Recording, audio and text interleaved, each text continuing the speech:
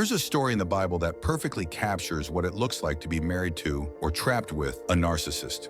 It's not about possession, it's about survival. Her name was Abigail, his name was Nabal, and their story reveals something critical.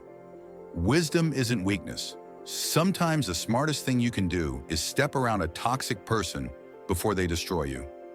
Today we're exploring one of Scripture's most underrated women, and what her survival strategy teaches us about recognizing narcissistic behavior, protecting yourself, and knowing when to move. Who was Nabal? Nabal wasn't just difficult, he was a textbook narcissist.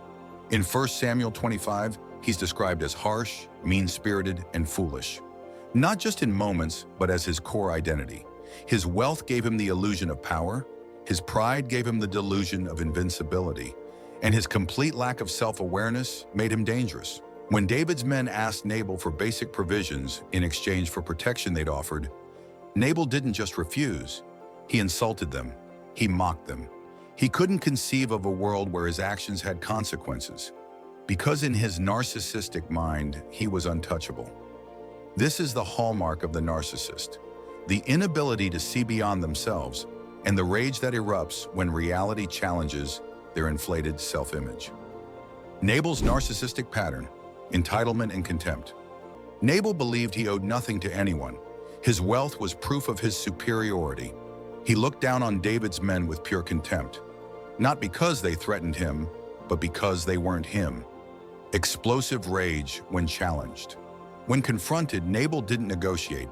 He attacked. He escalated. He made things worse. This is classic narcissistic rage, a complete loss of control when someone dares to question his authority. Surrounded by fear. Everyone around Nabal walked on eggshells. His servants were terrified of him. No one dared speak truth to him. That's not respect. That's terror. Incapable of self-reflection. Nabal never once thought, maybe I was wrong, maybe I should apologize. The narcissist cannot genuinely apologize. He can only perform regret when it serves him. Financially abusive, Nabal controlled through money and resources. He was wealthy, and he used that wealth as a weapon, hoarding it, withholding it, using it to dominate others. Who was Abigail? Abigail was trapped in a marriage to Nabal, and instead of being destroyed by him, she became one of the most strategically intelligent women in Scripture. The text describes her as intelligent and beautiful, but her real power was something deeper. She was clear-eyed about who Nabal was, and she refused to let his narcissism become her reality. Abigail's wisdom strategy: she saw clearly. When Abigail learned that Nabal had insulted David, she didn't defend him. She didn't make excuses. She said, "Please forgive him. He is just like his name. Nabal means fool, and folly goes with him." She named it. She didn't gaslight herself into thinking he was better than he was. She didn't pretend his behavior was acceptable. She called narcissism what it is: foolishness. She didn't take responsibility for his actions. Abigail didn't say, "I'm sorry I failed to control him." She didn't apologize for his behavior. She simply said, "This is who he is. Here's what I'm doing about it." She took immediate action. The moment she understood the danger, Abigail gathered provisions, organized her resources, and moved. She didn't wait for permission. She didn't ask Nabal. She protected herself and those around her.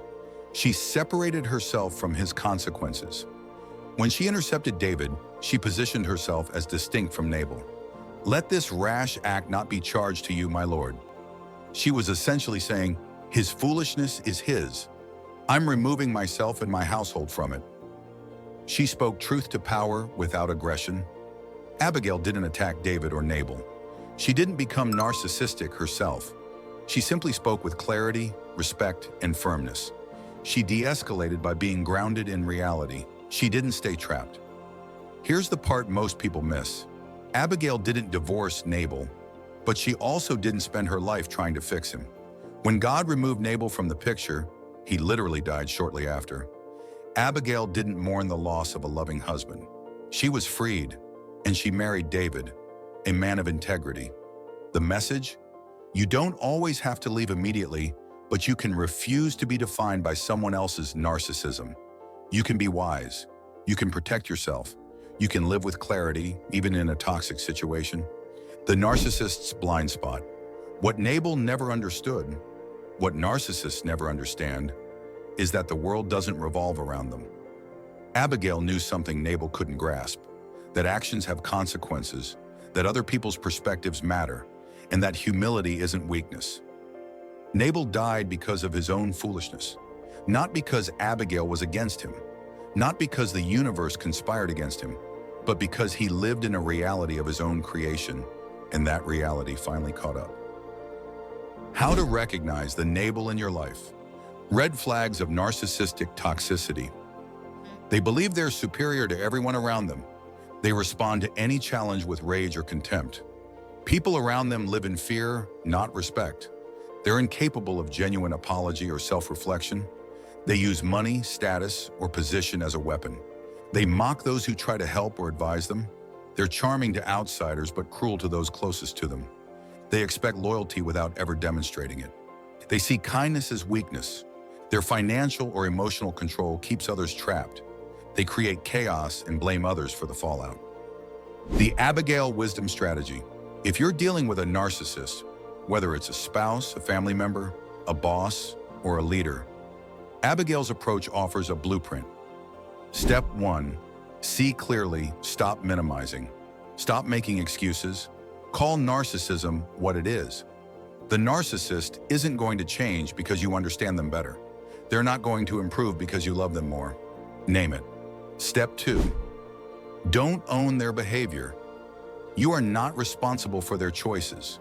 You cannot control their rage. You cannot prevent their consequences. Release that burden. Step 3, protect your resources, time, energy, money, soul. Abigail took control of what was hers to control. She didn't wait for permission. She didn't ask for approval. Neither should you. Protect what matters: your mental health, your finances, your relationships, your spiritual foundation. Step 4, separate yourself from their consequences. Create distance, emotional, physical, or financial, between you and the chaos they create. Their mess doesn't have to be your mess. Step 5, speak truth without becoming toxic. You can be firm and clear without becoming narcissistic yourself. Speak what's true. Don't gaslight yourself or others. But also, don't try to convince the narcissist they're wrong. That's futile.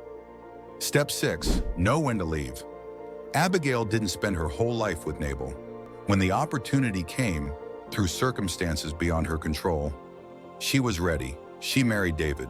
She built a new life. You don't have to wait for someone to die, but you do have to know, staying in a narcissistic dynamic destroys you slowly. Sometimes the wisest thing Abigail did was be ready to leave. The hard truth: the narcissist doesn't want to be healed. They don't want to be understood. They want to be worshipped.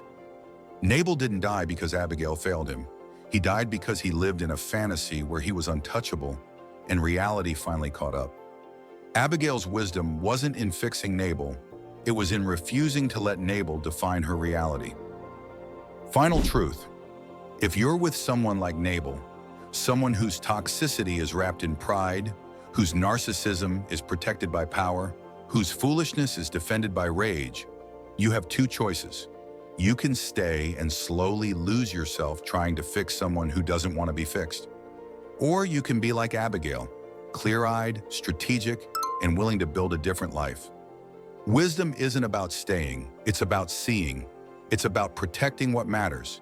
It's about knowing your own value when someone else refuses to see it. You don't have to convince a narcissist they're wrong. You just have to refuse to live inside their delusion. Start small. Name one pattern you've been minimizing. Write down one way their behavior has affected you. Reach out to one person who sees you clearly. Wisdom begins in clarity. And if you're ready to leave, you're ready.